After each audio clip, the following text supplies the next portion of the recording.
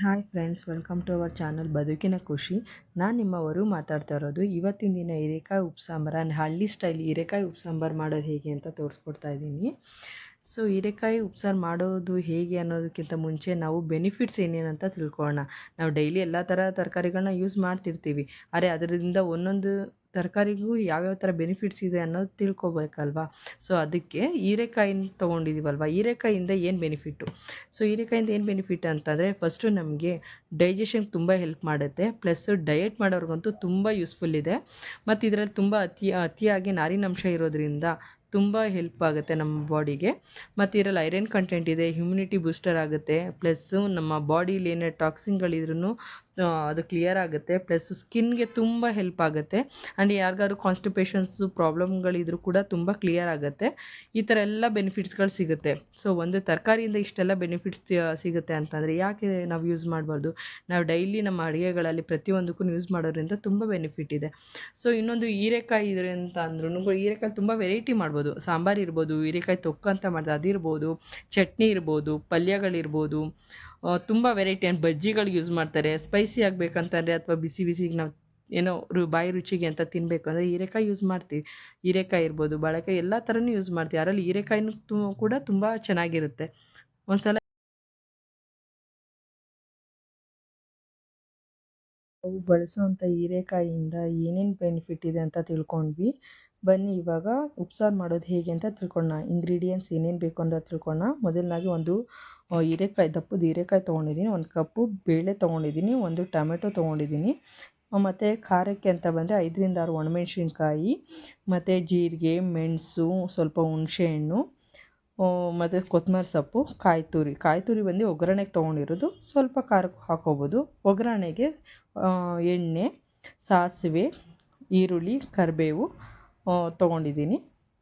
ಮತ್ತು ಇವಾಗ ಒಂದು ಪಾತ್ರೆಗೆ ನೀರಿಟ್ಕೊಳ್ಳೋಣ. ನಾನು ಕಾಲು ಭಾಗದಷ್ಟು ನೀರಿಟ್ಕೊಂಡಿದ್ದೀನಿ.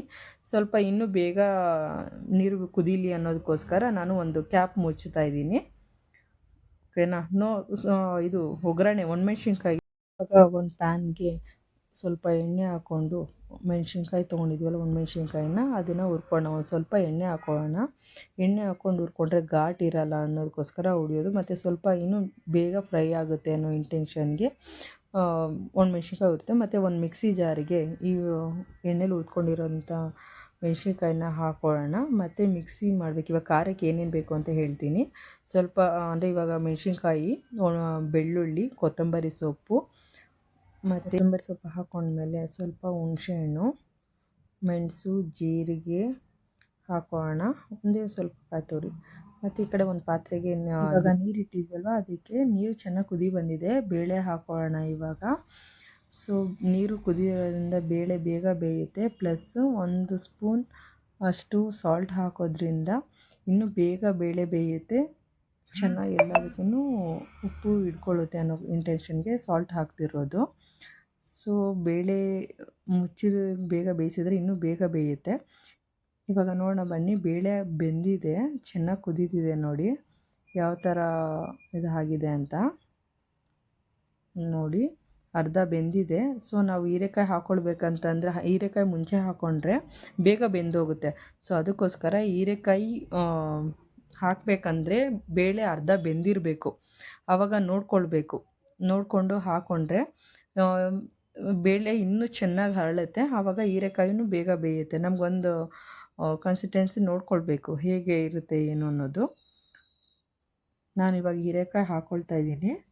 ಹೀರೆಕಾಯಿ ಜೊತೆ ಟೊಮೆಟೊ ತೊಗೊಂಡಿದ್ದೀನಿ. ಆ್ಯಕ್ಚುಲಿ ಟೊಮೆಟೊ ನಾನು ಉಂಡೆ ಹಾಕ್ತಿದ್ದೆ, ಇವತ್ತು ನಾನು ಮರೆತು ಪೀಸ್ ಮಾಡಿ ಹಾಕಿದ್ದೀನಿ.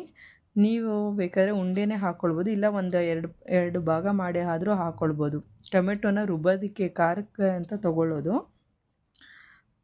ಖಾರಕ್ಕೆ ಹಾಕ್ಕೊಳ್ಬೇಕಾದ್ರೆ ರುಬ್ಬೋದಕ್ಕಲ್ವಾ, ಸೊ ಪೀಸ್ ಮಾಡಾಕ್ರೂ ಓಕೆ, ಉಂಡೆ ಹಾಕ್ಕೊಂಡ್ರೂ ಓಕೆನೆ. ಉಂಡೆ ಹಾಕೊಂಡ್ರೆ ಹಾಕಿರ್ತೀವಲ್ವ, ಅದರಲ್ಲಿ ಹಾಗೆ ತೊಗೊಳಕ್ಕೆ ಇನ್ನೂ ಈಸಿ ಆಗುತ್ತೆ ಅನ್ನೋ ಇಂಟೆನ್ಷನಲ್ಲಿ ಕಟ್ ಮಾಡಿ ಹಾಕೋದು. ಇವಾಗ ಒಂದು ಮುಚ್ಚೋಣ. ಈ ಹಬೆಲಿ ಅಂದರೆ ಮೀಡಿಯಮ್ ಉರಿಲಿ ಬೇಯಿಸ್ಕೊಳ್ಳೋಣ. ಯಾಕಂದರೆ ತುಂಬ ಉರಿದಾದ್ರೂ ತುಂಬ ಚೆನ್ನಾಗಿ ಬರಲ್ಲ. ಸೊ ಇವಾಗ ನೋಡಿ ಹೇಗೆ ಬೆಂದಿದೆ ಅಂತ ನೋಡಿ. ಇವಾಗೆಲ್ಲ ಬೆಂದಿದೆ, ಬೇಳೆ, ಹೀರೆಕಾಯಿ, ಟೊಮೆಟೊ ಎಲ್ಲ ಬೆಂದಿದೆ. ತುಂಬ ಚೆನ್ನಾಗಿ ಎಲ್ಲನೂ ಬೇಳೆ ಟೊಮೊಟೊ ಹೀರೆಕಾಯಿ ಎಲ್ಲ ಚೆನ್ನಾಗಿ ಬೆಂದಿದೆ. ಸೊ ಇವಾಗ ಇಳಿಸ್ಕೊಂಡು ಬೇಳೆ ಹೀರೆಕಾಯಿನ ಬೇಯಿಸಿರೋಂಥ ಪಾತ್ರೆ ಇಳಿಸ್ಕೊಂಡು ಸ್ವಲ್ಪ ಹೀರೆಕಾಯಿ, ಬೇಳೆ ಮತ್ತು ಟೊಮೊಟೊನ ಮಿಕ್ಸಿಗೆ ಹಾಕ್ಕೊಳ್ತಾ ಇದ್ದೀನಿ ಖಾರಕ್ಕೆ ರುಬ್ಬೋದಕ್ಕೆ. ಆ್ಯಕ್ಚುಲಿ ನಾವು ರುಬ್ಬಿ ಅದ್ರ ಒಳಗಡೆನೇ ಹಾಕ್ತೀವಿ. ಒಬ್ಬೊಬ್ಬರು ಸಪ್ಪರಸ ಅನ್ನೋ ಥರ, ಅಂದರೆ ಸಪ್ಪೆ ನೀರು ಎತ್ತಿ ಸಪ್ರೇಟ್ ಇಟ್ಕೊಳ್ತಾರೆ. ನಾನು ಬೇಳೆ ಮತ್ತು ಹೀರೆಕಾಯಿನ ಒಗ್ಗರಣೆ ಮಾಡ್ಕೊಳ್ತೀನಿ. ಸೊ ರುಬ್ಬಿರೋ ಮಸಾಲೆನ ಅದಕ್ಕೆ ಹಾಕ್ಕೊಂಡು ಇವಾಗ ಒಂದು ಪ್ಯಾನ್ ಇಟ್ಕೊಳ್ಳೋಣ, ಒಗ್ಗರಣೆ ಮಾಡ್ಕೊಳ್ಳೋಣ. ಒಂದು ಪ್ಯಾನ್ಗೆ ಎಣ್ಣೆ ಹಾಕ್ಕೊಳ್ಳಿ. ಸ್ವಲ್ಪ ಸಾಸಿವೆ, ಈರುಳ್ಳಿ, ಕರಿಬೇವು ಹಾಕ್ಕೊಂಡು ಚೆನ್ನಾಗಿ ಬಾಡಿಸ್ಕೊಳ್ಳಿ. ಇವಾಗ ಈರುಳ್ಳಿ ಮತ್ತು ಕರಿಬೇವನ್ನ ಎಣ್ಣೆಗೆ ಹಾಕ್ಕೊಂಡು ಚೆನ್ನಾಗಿ ಬಾಡಿಸ್ಬೇಕು. ಇನ್ನು ಚೆನ್ನಾಗಿ ಹುರಿದಾಗ ಈರುಳ್ಳಿ ಹಸಿ ಅಂಶ ಇರುತ್ತಲ್ವ, ಅದು ಸ್ವಲ್ಪ ಬೇಗ ಹೋಗುತ್ತೆ, ಪ್ಲಸ್ ಈರುಳ್ಳಿ ಬೇಗ ಬೇಯುತ್ತೆ. ಅದಕ್ಕೋಸ್ಕರ ಈರುಳ್ಳಿನ ಫ್ರೈ ಮಾಡೋದು. ಸೊ ಮತ್ತು ನಾವು ಹಾಕೋ ಏನು ಕಾಳು ಇರುತ್ತೆ, ಬೇಳೆ ಮತ್ತು ಹೀರೆಕಾಯಿ ಇರುತ್ತೆ, ಅದಕ್ಕೆ ಚೆನ್ನಾಗಿ ಹೊಂದ್ಕೊಳ್ಳುತ್ತೆ. ಅದಕ್ಕೋಸ್ಕರ ಸ್ವಲ್ಪ ಬ್ರೌನ್ ಆಗಬೇಕಂದ್ರೆ 1 ಸ್ಪೂನು ಸಾಲ್ಟ್ ಹಾಕ್ಕೊಬೇಕು. ಸಾಲ್ಟ್ ಹಾಕ್ಕೊಂಡ್ರೆ ಈರುಳ್ಳಿ ಇನ್ನೂ ಬೇಗ ಬೇಯುತ್ತೆ ಅನ್ನೋ ಇಂಟೆನ್ಷನ್ಗೆ ಸಾಲ್ಟ್ ಹಾಕೋದು. ನೀವು ಕೂಡ ಒಂದು ಸ್ವಲ್ಪ ಸಾಲ್ಟ್ ಹಾಕ್ಕೊಳ್ಳಿ. ಆ್ಯಕ್ಚುಲಿ ನಾವು ಬೇಯಿಸ್ಬೇಕಾದ್ರೆ ಸ್ವಲ್ಪ ಬೇಳೆಗೆ ಮತ್ತು ಹೀರೆಕಾಯಿಗೆ ಸಾಲ್ಟ್ ಹಾಕಿರ್ತೀವಲ್ವ, ಸೊ ಅದಕ್ಕೋಸ್ಕರ ಸ್ವಲ್ಪ ನೋಡ್ಕೊಂಡು ಹಾಕಿ. ನಿಮಗೆ ರುಚಿ ತಕ್ಕಷ್ಟು ಎಷ್ಟು ಬೇಕಾಗ್ಬೋದು ಅಷ್ಟು ಹಾಕ್ಕೊಳ್ಳಿ. ಅದಕ್ಕೋಸ್ಕರ ನಿಮ್ಗೆ ಎಷ್ಟು ಪ್ರಮಾಣ ಬೇಕಾಗ್ಬೋದು ನೋಡ್ಕೊಳ್ಳಿ. ಮತ್ತು ಇವಾಗ ಬೇಯಿಸಿರೋಂಥ ಹೀರೆಕಾಯಿ ಮತ್ತು ಬೇಳೆ ಹಾಕೋಣ. ನೀರಿಂದ ಸಪ್ರೇಟ್ ತೆಗೆದು ಸ್ವಲ್ಪ ನೀರೆಲ್ಲ ಡ್ರೈ ಮಾಡಿ ಇವಾಗ ಒಗ್ಗರಣೆಗೆ ಹಾಕ್ಕೊಳ್ಳಿ. ಆ ನೀರಿದೆ ಸ್ವಲ್ಪ ಬೇಯಬೇಕಾದ್ರೆ ಈರುಳ್ಳಿ ಬೇಯಿಸಿರ್ತೀವಲ್ವ, ಸೊ ಅದೆಲ್ಲ ನೀರು ಬಿಟ್ಕೊಳ್ಳುತ್ತೆ.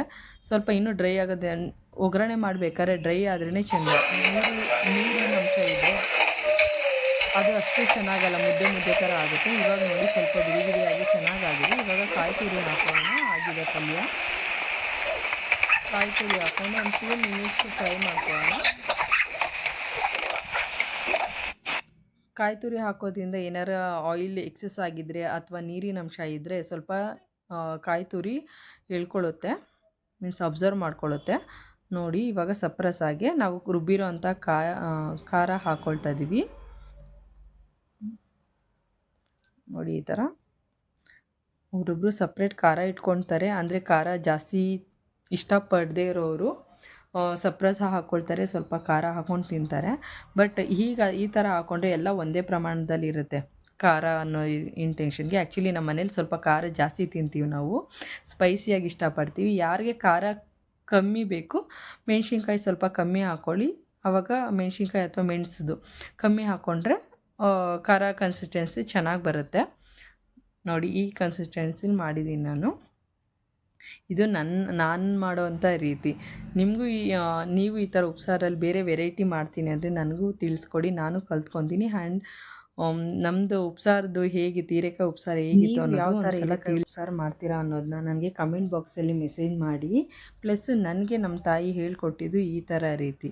ಅವರು ಕೂಡ ಇದೇ ಥರ ಎಲ್ಲ ಥರ ಉಪ್ಸಾರು ಹೀಗೆ ಮಾಡೋದು. ಒಂದೊಂದು ಕಡೆ ಒಂದೊಂದು ಥರ ಉಪ್ಸಾರು ಮಾಡ್ತಾರೆ. ಒಂದು ಕಡೆ ಈ ಥರ ಮಾಡ್ತೀವಿ. ನಮ್ಮ ಆಂಟಿ ಮನೆ ಸೈಡು ಎತ್ತು ಖಾರ ಅಂತ ಮಾಡ್ತಾರೆ. ಸೊ ತಿಳಿಸ್ಕೊಡಿ. ಸೊ ಒಂದು ಮುಚ್ಚಳನ ಮುಚ್ಚಿ ಈ ಥರ ಕುದಿಸಿದ್ರೆ ಬೇಗ ಕುದಿಯುತ್ತೆ. ನಾವು ಹಾಗೇನೂ ಕುದಿಸ್ಬೋದು, ಅದಕ್ಕಿಂತ ಬೇರೆ ಏನಾದ್ರು ಬೀಳುತ್ತೆ ಅದರಲ್ಲಿ ಅನ್ನೋ ಇಂಟೆನ್ಷನ್. ಒಂದು ಹೈಜೆನಿಕ್ ಮೇಂಟೈನ್ ಮಾಡಬೇಕು. ನಾವು ಮನೇಲಿ ಮಾಡಿದ್ರೂ ಅಷ್ಟೇ, ನೀಟಾಗಿ ಪ್ರತಿಯೊಂದೂ ಹೈಜಿನಿಕ್ಕಾಗಿ ಯೂಸ್ ಮಾಡಬೇಕು. ಆ ಇಂಟೆನ್ಷನ್ಗೋಸ್ಕರ ಕೆಟಲ್ ಮುಚ್ಚೋದು. ನೋಡಿ ಇವಾಗ ಕುದೀತಾ ಇದೆ, ಚೆನ್ನಾಗಿ ಕುದಿ ಬರ್ತಿದೆ ನೋಡಿ ಇವಾಗ. ಸೊ ಇವಾಗ ಗ್ಯಾಸ್ ಆಫ್ ಮಾಡ್ಕೊಳ್ಳೋಣ. ಇವಾಗ ನಾನು ಮುದ್ದೆ ಮಾಡ್ಕೊಳ್ತಾ ಇದ್ದೀನಿ. ಎಲ್ಲರಿಗೂ ಗೊತ್ತಿರೋ ಹಾಗೆ ಉಪ್ಸಾರು ಕಾಂಬಿನೇಷನ್ ಅಂದ್ರೇ ಮುದ್ದೆ ಇಲ್ಲದೆ ಹೋದರೆ ಯಾರು ಊಟನೇ ಮಾಡಲ್ಲ ಅನ್ನೋ ಥರ ತುಂಬ ಇಷ್ಟಪಡ್ತಾರೆ ಮುದ್ದೆ ಉಪ್ಸಾರು ಅಂತಂದರೆ. ಎಲ್ಲರೂ ಅಷ್ಟೇ, ನನಗೂ ಕೂಡ ತುಂಬ ಇಷ್ಟ. ನಿಮಗೂ ಮುದ್ದೆ ಇಷ್ಟ ಅಂತಂದರೆ ನಿಮಗೂ ಕೂಡ ಮುದ್ದೆ ಉಪ್ಸಾರು ಅಂದರೆ ಇಷ್ಟ ಅಂದರೆ ಕಮೆಂಟ್ ಮಾಡಿ, ಓಕೆನಾ? ಮತ್ತು ನಾವು ಮಾಡಿರೋ ಹೀರೆಕಾಯಿ ಬೇಳೆ ಉಪ್ಸಾಂಬಾರು ಹೇಗಿತ್ತು ಅಂತ ಕಮೆಂಟ್ ಮಾಡಿ ತಿಳಿಸಿ. ಏನಾದರೂ ಫಾಲ್ಟ್ ಇತ್ತು ಅಂತಂದರೂ ಕೂಡ ಹೇಳಿ, ನಾನೇನೇ ಇದ್ರ ಫಾಲ್ಟ್ ಇದ್ದರೂ ಕೂಡ ಕರೆಕ್ಷನ್ ಮಾಡ್ಕೊಳ್ತೀನಿ. ಹೇಗೆ ಬಂದಿದೆ ನೋಡಿ ಮುದ್ದೆ. ಇವಾಗ ಸರ್ವ್ ಮಾಡೋಣ. ಮುದ್ದೆ ಇಡ್ತಾಯಿದ್ದೀನಿ.